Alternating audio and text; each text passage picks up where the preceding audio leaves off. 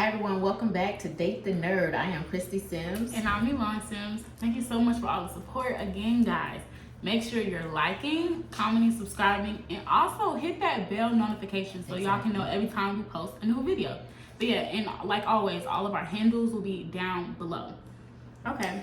All right, so last time we talked about depression, some signs of depression, and some ways to help yourself. And so we said this podcast, we're going to talk about happiness, how to achieve happiness. How to achieve happiness, particularly, I'll say, out of depression. Like, you know what I'm saying? Mm-hmm. So, I'll start. How did I achieve happiness after being depressed for a little bit? I say the first thing that I did was find balance. And balance to me was just doing different things. Because I feel like sometimes when you're depressed, one thing will make you're doing one thing. You're doing one thing. It could be going to work. A lot of people get depressed. They don't like their job. It could be going to work. That's your only thing you're doing. Getting up, going to work, coming home, going to sleep, going to work. You know what I'm saying? I feel like sometimes you have to book a vacation. You have to find something to get excited about. Mm-hmm. What does balance look like to you? So basically you did it without me even teaching you how to do it. It's something that I've written about and talk about a lot. Balance, first of all, is, I would call it relative, right? But there are some things that I know that if you can keep these things in order, it contributes to happiness. And that is making sure that you nurture all four parts of yourself. And you don't realize you were doing it, but you were doing it. Mm-hmm. The four parts of yourself are your emotional self, your mental self, your physical self, and your spiritual self, right? Okay. So your physical self is going to be making sure that you work out and exercise. Yeah. All right. Your mental self is going to be therapy. Staying away from negative people, places, and things helps with your mental, okay? Doing things that stimulate your brain, reading, learning stimulates your brain. Your emotional is making sure that you're constantly around people that nurture you, that empower you, that make you feel good. That helps with your emotional. Also with your emotional, making sure that you're laughing and crying. The balance of laughing and crying. It's okay to cry, but make sure you find something funny in life, okay? It's balance, right? And so we talked about physical, we talked about mental, we talked about emotional, but also spiritual. Having a connection to something higher than you, I think, is phenomenal. Yeah. If you can do that. So that's my definition of balance is, and this is the thing about balance. Balance does not mean everything is all together. No. You got it all together. No. I'll tell you, I'll give you an example. When I was going through my thing, I was laying in a coma. My physical was horrible, right? Yeah. But I had a connection even when I was unconscious. I had a connection to my higher power, to God. And so my spiritual was there. So even though my spiritual was up here, my physical was down there, there's the balance. It was balancing each other. Sometimes you're going to be stronger in parts of your life than you are in others, but it's the balance. Everything can't be all down here, and that's what causes depression when you're not taking care of yourself, when you're not connected to family, when you're not connected to your people, your friends. And your mental's off, your emotional's off, you're sad all the time, so you're never laughing, you're never crying. That's where that depression kicks in. It's the balance, guys, the balance. Okay? The balance. I would say another thing is finding an outlet. Y'all, you have to have a safe space. It don't matter if your outlet is in a person. It don't matter if it's in a thing, a hobby. You have to have something.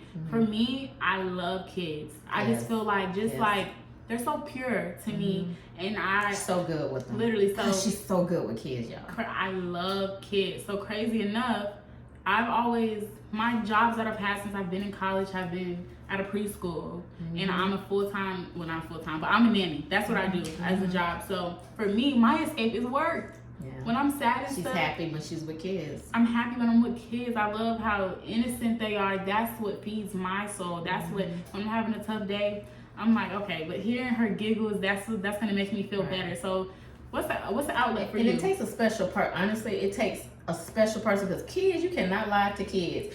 Your spirit tells on you when you're dealing with kids. Kids pick up on good spirits, and you have a pure spirit, which is why you're so drawn to kids. She's excellent with kids, guys. What is my outlet? What's your outlet? Something that I have. Well, I love creative things, like simple stuff. Like, what makes you happy? Like, what's it? She like little knickknacks and projects and stuff. Like, I'm very creative, and I'm comfortable, and I feel out of sync when I'm not doing something creative. Like, to me, this podcast is going to be a creative outlet for us. This has become another outlet for me. I love doing this. Exactly, and we're doing it together. So guess what? You're working on your emotional, because you're connecting to somebody that you love. We love each other. So this is going to work because we love each other. So we're working on our emotional while we're working. And guess what? You're going to feel good, because hopefully this is something that's going to be beneficial for us financially. Yes. Your finances affect your mental. Absolutely. Trust me, if your finances are off, your mental is going to be off. Yes. Okay. They say money can't buy happiness. It can get you real close, though. It can get you real close. It can get you real close. You know what I'm saying? And you won't. And if you've never had money, well, how would I say this? If you've always had money, wait till you don't have money. You know what I'm saying? Like, seriously. It may not make you happy, but it will get you real close, like right up there next to it. Okay. But a major outlet for me, you know what I have not been doing lately is I feel so much better when I am moving and working out. Exercise is really, really good for me when I'm taking care of myself. Self-care is huge. I want to touch on that real quick. I'm currently going through a weight loss journey. Yes, that's that's her story to tell, so I'm going to let her tell this story, guys, and just listen, okay? I'm currently going through a weight loss journey, and like when you said like your physical, that's important. For me, I always had trouble losing weight, and now that I've been able to lose a couple of pounds, I started to realize my reasoning was wrong. My reasoning was always, I'm going to lose weight because I want to fit in this, I want to look like them girls, I want to lose weight because I want to feel good. Yes. I want to feel good. Healthy. When I work out, and I want to have discipline. You know what I'm saying? I feel like once I have discipline with working out in the morning, you know what? Maybe I'll pick up my journal and my Bible and I'll read that too. I think if you've lost what, 20 pounds? 22.2, an angel number. She's lost 22.2 pounds in just a couple of months. So that tells you, because if you can lose that amount of weight in such a short amount of time at 20 years old, my thing is you can do anything. There's nothing you can't do. Once she loses this weight, there's nothing she can't do. I'm not playing, y'all. Exactly. And so, and even with that, I wanted you to have autonomy. This was been your decision. I've never, ever, pushed her about weight or done anything like that. I've been overweight since I could remember. I've always been chubby, y'all. I'm a big girl. I represent for my big girls. I don't play. But, Do you think you're confident? You feel confident? You love yourself?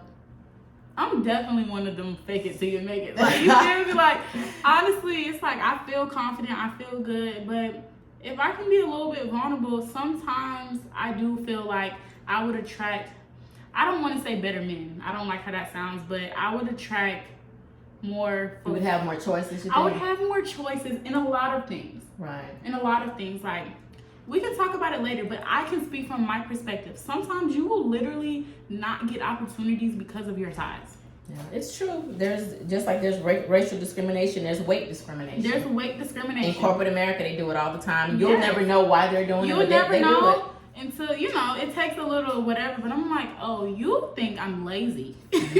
You think I'm lazy because I'm overweight. Right. So and she's been an athlete her entire life. And does not eat a whole lot of food. Yeah, but you don't eat a whole lot of food. It's so, that's a whole nother episode. Like, literally. We'll talk about that in detail, but we were talking about happiness. Yeah, we were talking about happiness. But talk about how just you taking control of your physicality, your weight loss, that right there is contributing to your happiness. So how that's helping my mental, let me tell you how it all comes full circle.